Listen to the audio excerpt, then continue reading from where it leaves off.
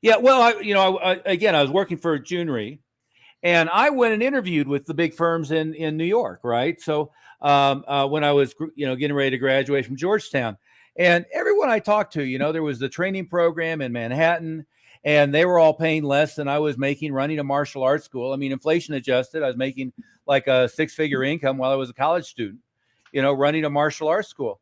And I said, well, hell, this is, it seems to me after I really look at it, running a martial arts school is a lot more fun.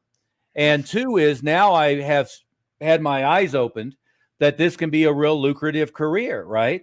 And so my mission really was with Junrey's help. Junrey, I mean, may rest in peace.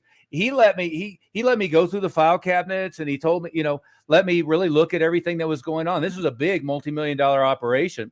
Any question I ask, everything was on. What's your budget on TV? What's your budget in the Washington Post? How are you coming up with these? All of that was open. And I did figure out, because they trained me on how to do an intro, how to do an enrollment, how to keep track, all of that stuff, but I didn't know anything about marketing.